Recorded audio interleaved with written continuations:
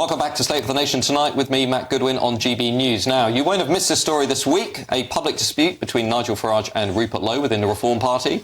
Amid that, some journalists and commentators have claimed that Reform is no longer a serious political party and is a failure. But does the latest polling data tell a somewhat different story?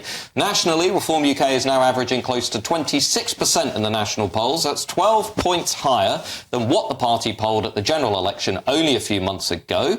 It's got 220,000 members, about 100,000 more than the Conservative Party. Polling also suggests that Reform is now leading in the upcoming by-election in Runcorn and Helsby, which of course was called after the Labour MP physically assaulted one of his own voters. Lord Ashcroft's poll came out this morning, which you can see on your screen, suggesting that Reform is heading for victory in that northern Labour-held seat. So, was this just a Westminster bubble story all along? Joining me now is former Deputy Leader of Reform UK, Ben Habib. Ben, welcome to the show. Thank you for joining us this evening. Now, as I just said, Reform averaging 26% of the national vote, 220,000 members, 100,000 more than the Tories, on course to win a parliamentary by-election. You've written today in the Telegraph that Nigel Farage is incapable of building the sort of breadth and depth of high-caliber people required to form a transformational government. So if this is failure, Ben, what does success look like to you?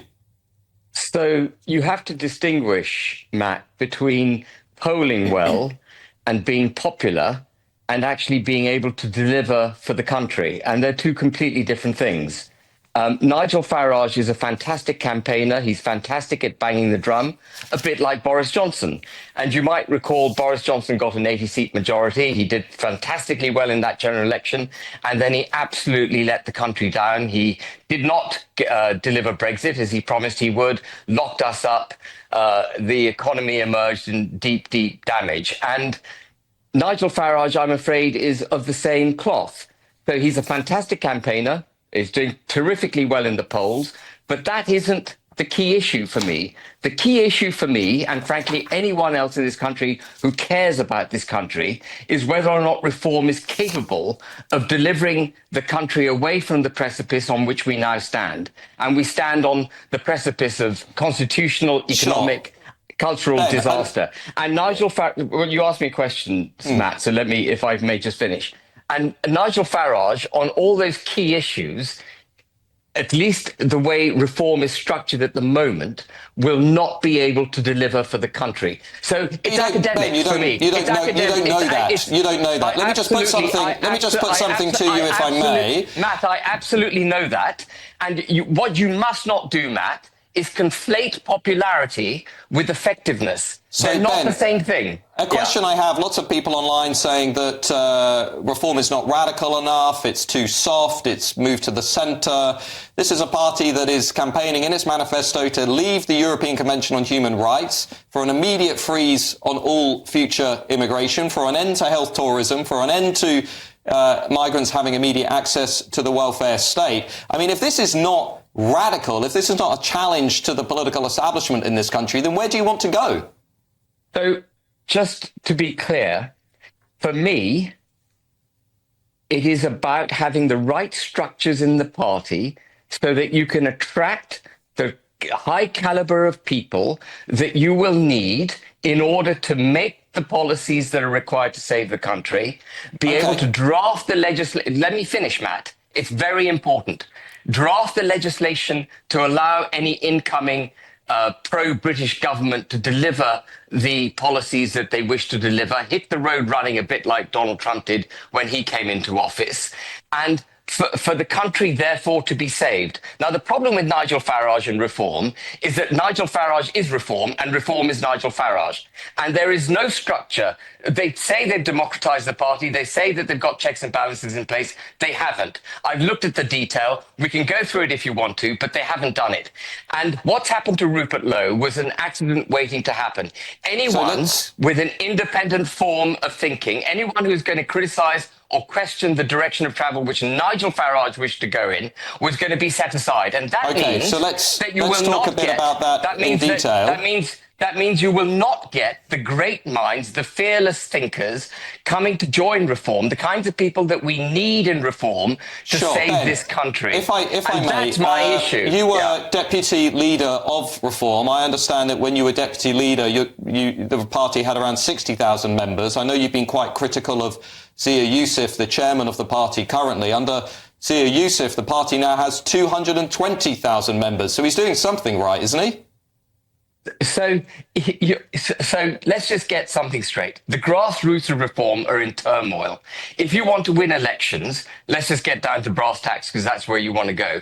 If you want to win elections, you have to have grassroots. In the last 6 months, Zia Youssef has set aside dozens and dozens and dozens of former grassroots members of reform, people with whom I have campaigned shoulder to shoulder in various elections where They've got 400 branches now, haven't they? Or other people have been. You're not following the detail.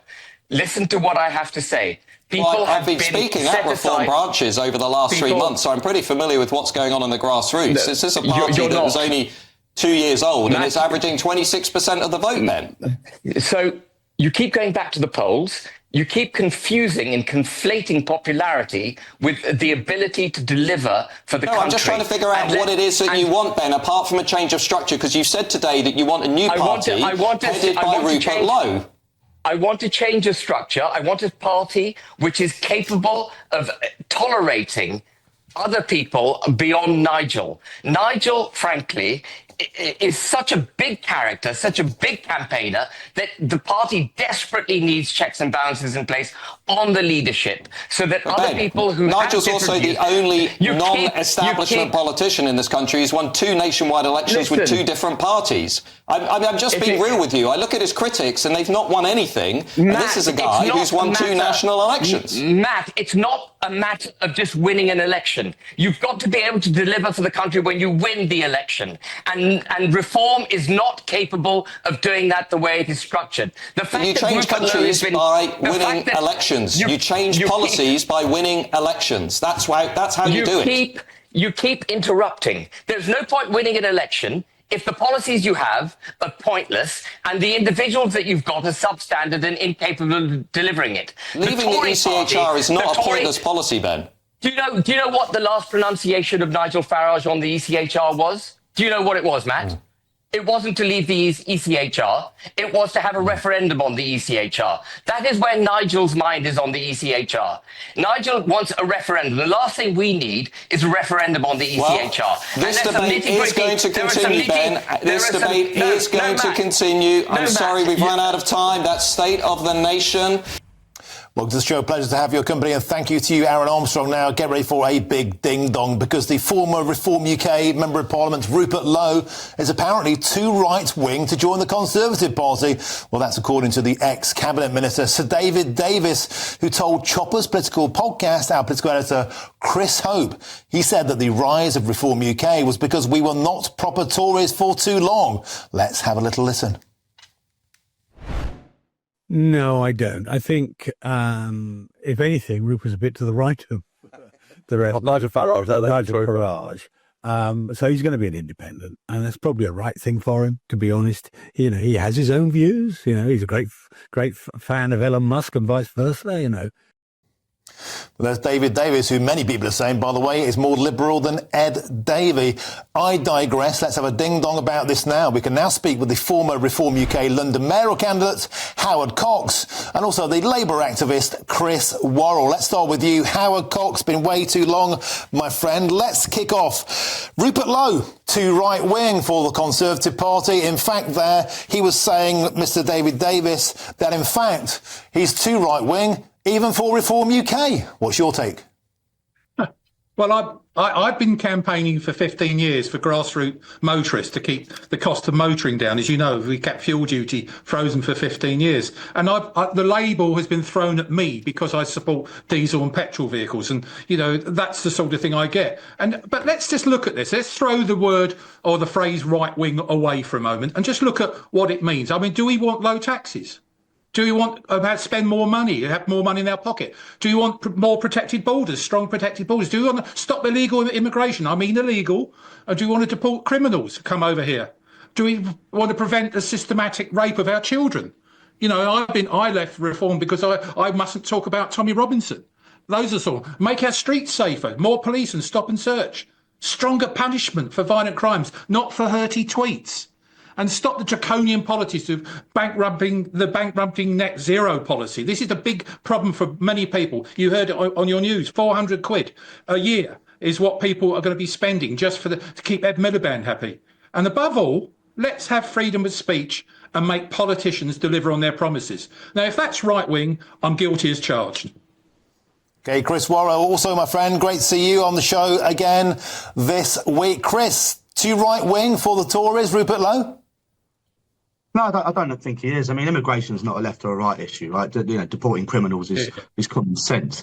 And at the end of the day, I think what we've seen the Tories do is actually move further to the right to try and emulate Nigel Farage. Now, Nigel Farage, he's always sort of treaded a very thin line on the right of the centre-right. And I see what we're going with Kevin Badenoch and Chris Philp sharing misinformation, you know, down some of the rabbit holes that a lot of these people are getting themselves into on mass deportations. And, you know, when asked about 1 million people, Rupert Lowe said, oh, if that is it, it has to be it. But we've seen with Donald Trump going too far, you end up deporting kids who end up being British citizens. And this is exactly with Chris Philp's type of nonsense, where he's saying foreigners in social housing, you know, 48% or something. When you actually do the maths, there's 75% of them are British citizens. They're just born abroad. I've married a Polish woman. My daughter's born in this country. She's a British citizen. She's also got Polish citizenship. You know, you're going to start deporting them too? At the end of the day, I think Nigel Farage is they're leapfrogging the Tories. They've gone too far, right? And Rupert Lowe would fit in there perfectly, in my opinion, with the sort of policies that they've been talking about. And, you know, Chris Philp and Suella Braverman, these are the sort of, you know, they're further right than Nigel Farage is at the minute. And Nigel Farage has, you know, made a lot of lines making sure Tommy Robinson doesn't join their party. But you never know, maybe Tommy might join the Tories too. Well, let's bring Howard Cox back in now.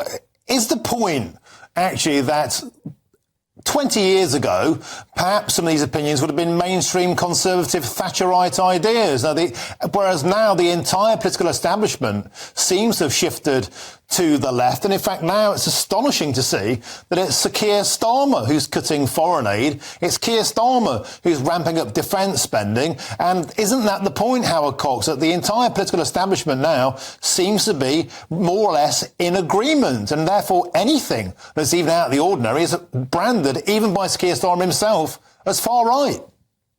I'm sorry, I repeat what I just said. It's common sense, Martin, what people want, and we're not seeing it. We're seeing stupid egos talking about this at the moment in time. Rupert Lowe's a damn decent MP. He's asked more, or I think about 8 or 9 times more questions in the House than Nigel. I'm a friend of Nigel. I've known him for 10 years, and I helped write some of his transport policy for the European elections back in 20. You'll remember those days, Martin. From my point of view, I think we should get rid of this stupid positioning of thing and start delivering on the policies. And I have to say, the Tories aren't Tory. They are Tory in name only. They haven't delivered anything for us. They haven't delivered Brexit properly, and they haven't delivered, and let's face it, and I agree with you, what you're saying about is you don't just deport anyone. If someone's here, they're meant to be here, they should stay here. But if they're criminals, and if we've got criminal rape gangs and all those sorts of things, no one would disagree with what I'm saying. We've got to do something about it. I am very proud of Rupert Lowe, and I'm proud to be his friend. I wonder if... Go on, Chris. I was going to say, I mean, you want to talk about policies. What's the Labour Party actually doing? Record levels of deportations, and we talk about voluntary or non-voluntary. Sending people back voluntary is cheaper. It costs £3,000 rather than enforcing it, 14 grand. So it's economic sense. Second of all, the Tories, under Rishi Sunak, was meant to agree a detention centre in Dunkirk. Never got built. What's Yvette Cooper done as part of the negotiations with the French? That's now a condition of any funding. Now the French, because we've, made our asylum policy a bit more humane in line with the French, they're now changing their law so they can intercept boats. This is the kind of things that Labour Party, who recognise public concern, is actually doing, let alone the no citizenship for regular... Chris, there's been a record number of boats, mate. No one's got the memo about smashing the gangs, and there's been record levels of immigration in. You can't sit there like King Canute and say the tide is stopping. Come on, Martin. Look, the Border Security Command Bill is coming through the Commons, of which Reform and the Tories voted against. If you don't want citizenship for people coming over on a boat, then they should be supporting this. The fact of the matter is that we've had a Rwanda plan that was meant to be a deterrent. It's not. Not getting a citizenship is a deterrent. And until those things get enforced with the Border Security Command Bill, the smuggling gangs basically had a green light from the Tories under the Boris wave to say, if you get sent here, we can't deport you because we didn't have a deportation agreement. That's now changing. Okay, all right, Chris. Let's get back onto the point of what's going on at Reform UK. Howard Cox. There are 4 polls out today, this week, 4 nationwide polls. All of them have put Reform 1% up. They're in joint first place in one of them, and they're in first place in another. A poll out today in Runcorn, of course, the by-election. Mike Ainsbury, the Runcorn Rocky, he's having to step aside, and Reform are looking like they're in pole position to put the Labour Party on the canvas and take that seat. My point to you is, Howard Cox, these internal spats come and go in all political parties. Do you think that this fallout between Rupert Lowe and the Reform Party will make any difference? Or actually, is Nigel Farage the figurehead? And the polling seems to be that they're voting with the party. It's not about individual MPs. I think you're right, actually. And my argument is that I still think Reform UK are the only option. I will back them. I stood, as you know, London Mayor. I came second down in Dover and Deal. You know, I got 24% of the vote down there, campaigning for 3.5 weeks. The point is, Reform are going to do well because we've got lousy Labour and lousy Tory. I mean, what else is there? I mean, I talk to people on a regular basis. Hang on a second, we've got no other choice. And Nigel is a consummate, brilliant politician. But the only thing is, I ask him, is to listen to his grassroots. That's the important thing. And I would say also, sack his chairman, Zia, because he's bought his way into that chairmanship. He's the problem. Hang on. Zia Yusuf isn't here to defend himself. Let's just be careful on that. No, people have opinions, but let's bring you back in, Chris. You can have a pop all you like at the opposition, but there's polling out today in terms of the local elections in May as well. The Tories are looking to get an absolute pasting. They're almost losing half their seats. The Labour Party getting a kicking as well. And it's Reform that could do well locally here. So we can smear them as far right. You can say that they're the same as the Tories with a different coloured rosette, but people are choosing them in the polls. And it's not enough just to have a pop at them. Martin, look, Reform are the Tory party in cheap suits, but I don't call anyone who's Reform voting or Tory voting far right. There's plenty of people who have genuine concerns. I think, your point about your local elections. I mean, how many have they won, Martin, in the last few weeks? They've won absolutely hardly anything, Reform. I think at the end of the day, Mike Ainsbury, it's embarrassing that he did that, but the Labour Party is doing all the right things on the core issues. And, Rupert Lowe, he got called an amateur. The 3 rules of winning is, never admit defeat. He was crying on a tweet over not getting an invite for dinner from Farage. I mean, it was embarrassing. And I think until if the Reform cannot govern 5 people, they can't govern a country. I mean, they've got to get their house in order if they're going to be taken seriously. At the minute, it's all noise. Final word to you, Howard Cox. How do you think this is going to work out? Do you think that these things are just blips and the party will go forward, or is there serious work that needs to be done internally? I do think it's the internal structure's the problem, Martin. I won't say names anymore, but I'm in contact with loads of grassroots Reform people right across the country, and there's genuine angst and worry about what's going on. Nigel knows that. He needs to sort it out, and I agree with him. There's only 5 MPs, what you just said now. We need to get control. Rupert is a consummate professional. He's a hard-working guy, and I promise you that man deserves to be in Parliament. I would vote for him every time. Well, that man is still in Parliament. Of course, he's now an independent, sitting at the back there with Chris Worrell's old buddy, Jeremy Corbyn. Funny old world, isn't it? Chris Worrell and Howard Cox, thank you very, very much for joining us today on GB News for a spirited debate. And that's the way we like it, both sides told. Thank you very, very much indeed. Now, get in touch with me with your opinions on that. What do you think of it? gbviews@gbnews.com is the way to get your opinion across. Will Reform get over this blip? Is this something that can be worked out? The polling seems to say so. Let me know your thoughts. I'll try and